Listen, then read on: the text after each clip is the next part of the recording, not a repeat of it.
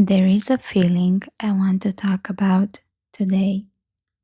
Not stress exactly, not anxiety exactly, not burnout, though people reach for that word because it's the closest one available. Something more specific than any of those. Something that lives in the body as a low, constant hum. A sense of being meets something always. Like there is always one more thing pulling at the edge of your attention. One more thing that needs to be held. One more place your mind needs to be that it hasn't gotten to yet. And you move through your day carrying all of it. Not dramatically, not visibly, just always. I want to ask you something before we go any further. When was the last time you were fully in the moment you were actually in? Not thinking about the next one, not processing the last one, not holding something else at the edge of your awareness while you were somewhere else trying to be present.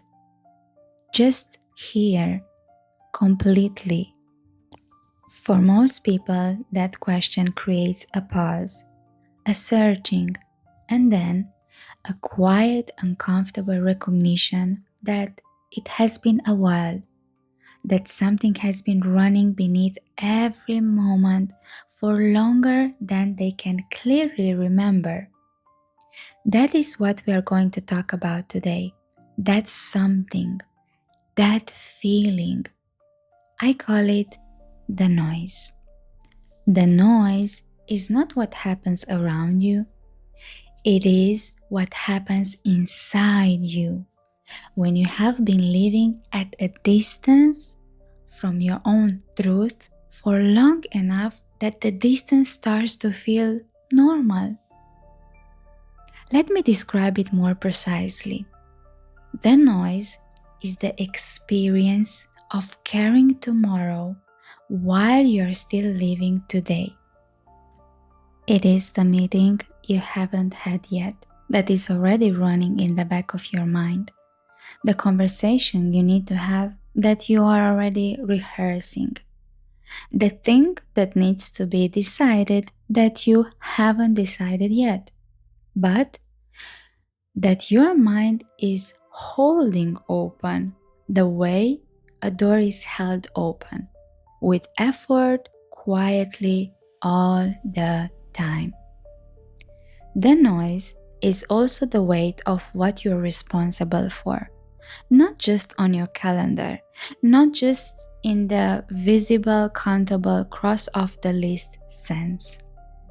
The other kind of responsibility, the responsibility of knowing everyone's emotional state before they've said a word, the responsibility of anticipating what might go wrong and quietly preventing it.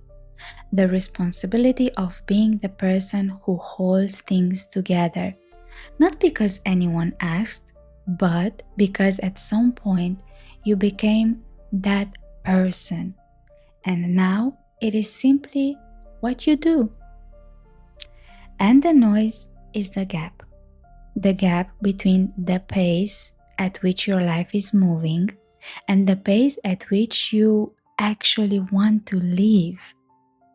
The gap between what you are doing and what feels true. The gap between the person everyone sees and the person who is quietly exhausted behind that person. These things, the carrying, the responsibility, the gap, they don't make noise in the way a city makes noise. They don't demand your attention loudly.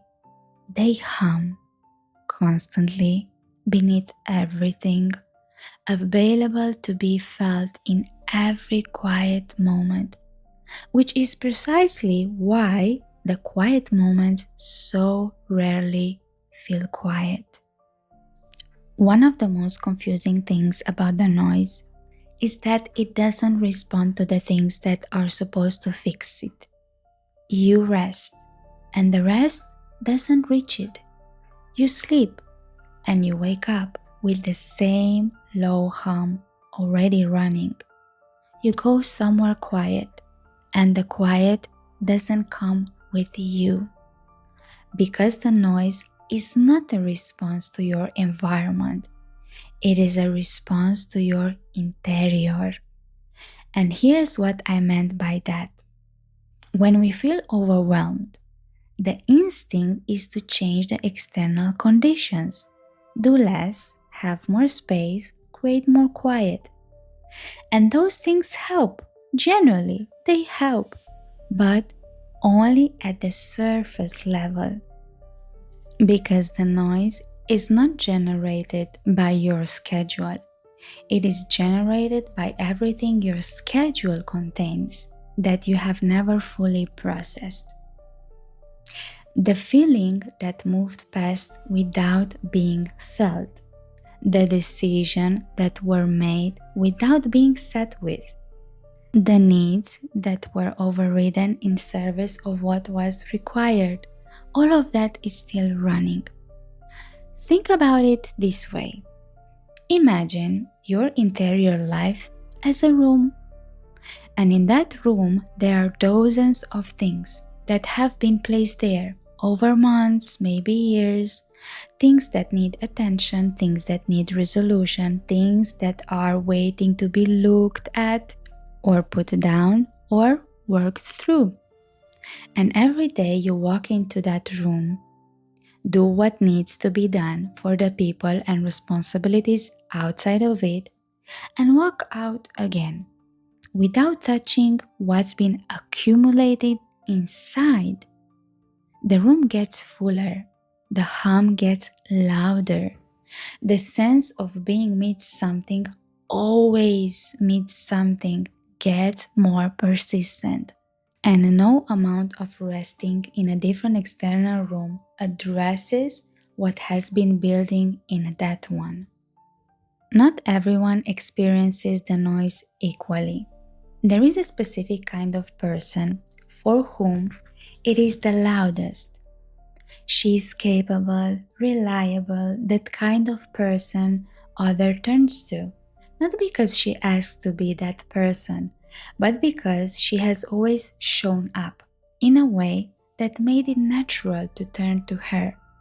She holds things together in her relationship, in her work, in the spaces she moves through. She is often the one who notices what needs doing and quietly does it. She is good at this, genuinely good. And the cost of being good at it is that nobody, including her, fully counts what it costs. Because this person has learned to carry without showing the weight. She has developed through years of practice, through the particular kind of learning that happens when you discover early that your value is connected to your ability to manage.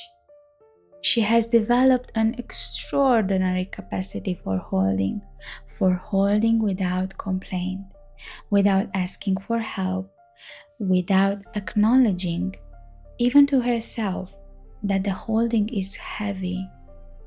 And the weight of that, the specific, invisible, never counted weight of being the person who holds, that is the loudest the noise ever gets.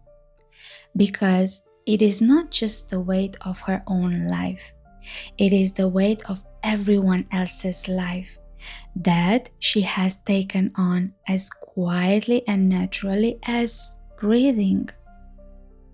If you recognize yourself in this, I want to say something to you directly.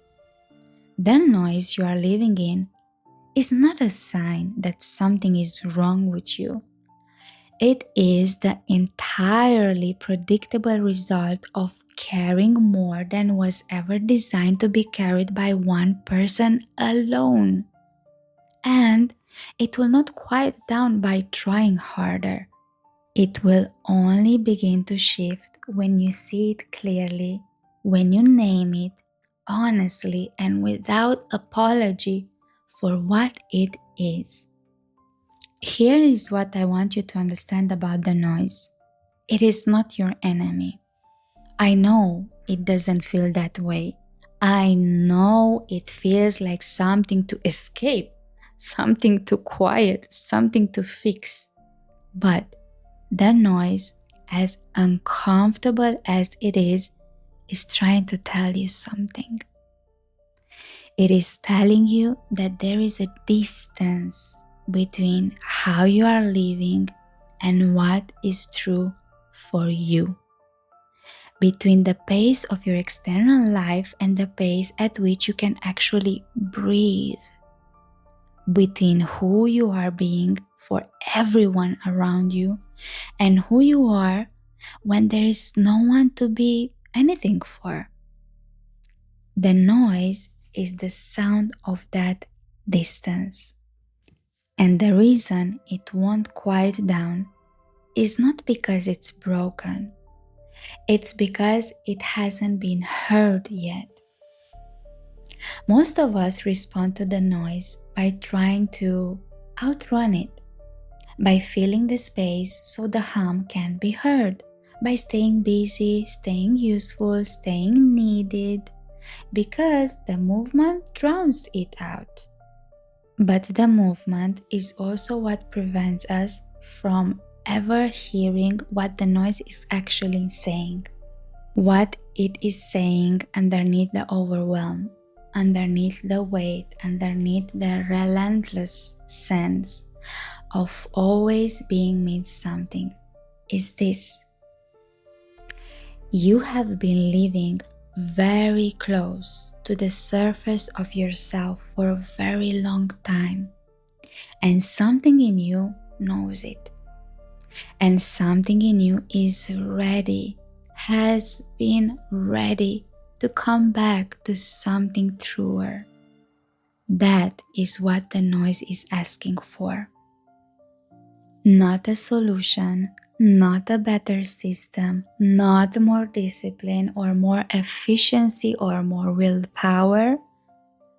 A return to yourself, to what is true for you, to the version of your life that feels inhabited rather than managed. That return doesn't happen all at once. It is not dramatic. It doesn't require that you dismantle everything and start from somewhere new.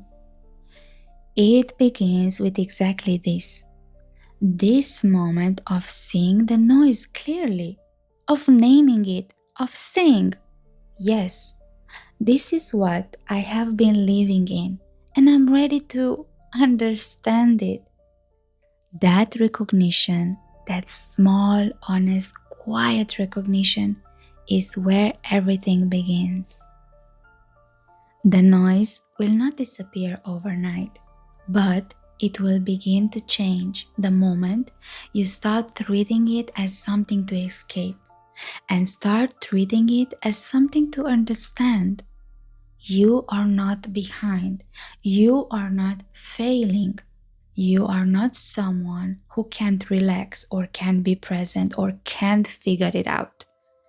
Why the exhaustion never quite leaves. You are someone who has been carrying more than was seen, for longer than was acknowledged, and doing it with a grace that made the cost invisible to everyone around you, including sometimes to yourself. The noise is real, and it is telling you something real. And you, by being here, by being willing to sit with this question, you are already listening. That is where it starts. That is always where it starts. If something in this video named a feeling you've been carrying, save it and subscribe. Not for later, for the morning when the hum starts early and you don't know why. And if you want to go deeper, if you want to understand not just the noise, but what lives on the other side of it, the free Kiralia guide is in the description. 5 chapters, the complete journey, yours to keep. I'll be there, and I'll see you in the next one.